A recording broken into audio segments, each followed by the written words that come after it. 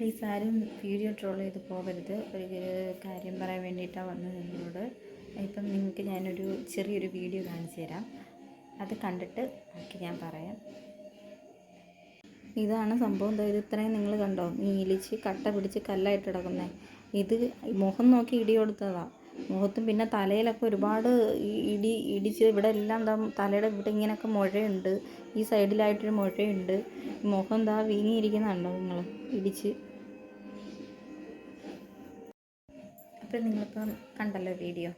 അതിനകത്ത് കൂടെ പഠിക്കുന്ന പിള്ളേർ, ട്യൂഷൻ സെൻറ്ററിൽ കൂടെ പഠിക്കുന്ന ട്യൂഷൻ ക്ലാസ്സിൽ നടന്ന സംഭവം കേട്ടോ. ട്യൂഷൻ ക്ലാസ്സിൽ നടന്ന സംഭവം കൂടെ പഠിക്കുന്ന 3-4 പിള്ളേർ ചെയ്ത് വെച്ച പണിയായത്.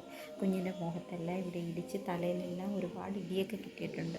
കുഞ്ഞിൻ്റെ മുഖം ഇയാൾ വിളിച്ച് പറയുമ്പോഴാണ് നമ്മളിത് അറിയുന്നത്. സാറിനോട് പോലും ഇയാൾ പറഞ്ഞിട്ടില്ല. അങ്ങനെ ട്യൂഷൻ സെൻറ്ററിൽ ചെന്ന് ചെറിയൊരു ഇഷ്യൂ ഉണ്ടായി.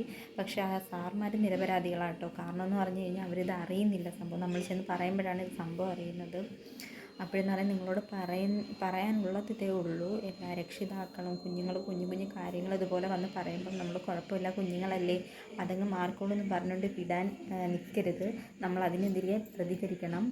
പിന്നെ കേസ് കൊടുക്കേണ്ടടുത്ത് കേസ് കൊടുക്കണം. കാരണം കൊച്ചു കുഞ്ഞുങ്ങളാണ് ഇപ്പം വലുതായി വരുന്നത്. ഇപ്പം തന്നെ നിങ്ങൾക്കറിയാം, ഒരു മോൻ്റെ കാര്യം തന്നെ അറിയുന്നു. ഇതുപോലെ ട്യൂഷൻ ക്ലാസ്സിൽ ഇതുപോലെ കുറേ പേര് കുട്ടികളും കൂടി ചേർന്നിട്ട് അടിച്ച് അതിനെ നമ്മുടെ ഈ ഭൂമിയിൽ നിന്ന് ഇല്ലാണ്ടാക്കിയൊരു വിവരം നിങ്ങൾക്കറിയാം.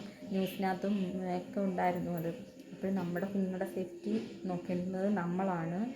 ഇപ്പം തന്നെ മോൻ്റെ ഈ ഒരു വീഡിയോ നിങ്ങൾ കണ്ടല്ലോ. ഒരുപാട് ഇതൊക്കെ നിങ്ങൾ എനിക്ക് കോളുന്നില്ല, കരഞ്ഞ് സത്യം പറഞ്ഞാൽ ഒരു പരുവായി. ഞാൻ അവിടെ ചെന്ന് ഒരുപാട് കരച്ചു, ഭയങ്കര പ്രശ്നം ഉണ്ടായി അവിടെ ചെന്ന്.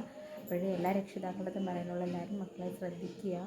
പിന്നെയെന്ന് പറഞ്ഞാൽ കുട്ടികളോടും പറയാനുള്ള ഒന്നേ ഉള്ളൂ, മക്കളെ പഠിക്കാൻ കഷ്ടപ്പെട്ട് അച്ഛനും അമ്മയും വിടുന്നത്. അത് നിങ്ങൾക്കൊരു ചിന്ത വേണം. നിങ്ങളെപ്പോലെ പഠിക്കാൻ വരുന്ന മക്കളായിരിക്കും അടുത്തിരിക്കുന്നവരും. അവരെ ഉപദ്രവിക്കാണ്ടിരിക്കുക. നിങ്ങൾ പഠിച്ച് നല്ല മക്കളായി ജീവിക്കുക. ഒരു ക്രിമിനലായി വളർന്നു വരാണ്ടിരിക്കുക. കുഞ്ഞിലേ ചെയ്യുന്ന കുഞ്ഞു ദ്രോഹങ്ങളാണ് വലുതായി വരുമ്പോൾ അത് വലിയ ഇതിലോട്ട് കൊണ്ടുവിടുന്നത്. അപ്പോൾ നിങ്ങൾ ഇനിയെങ്കിലും ഒരു കുഞ്ഞിനെ ദ്രോഹിക്കാണ്ട് ഉപദ്രവിക്കാണ്ട് നിങ്ങൾ അച്ഛനും അമ്മയും വളർത്തുന്നത് പോലെ ആയിരിക്കും മറ്റു കുട്ടികളെ അവരച്ഛനും അമ്മയും വളർത്തുന്നത്. അവർക്കും കാണും നോവുമൊക്കെ. അത് നിങ്ങളൊന്ന് മനസ്സിലാക്കുക.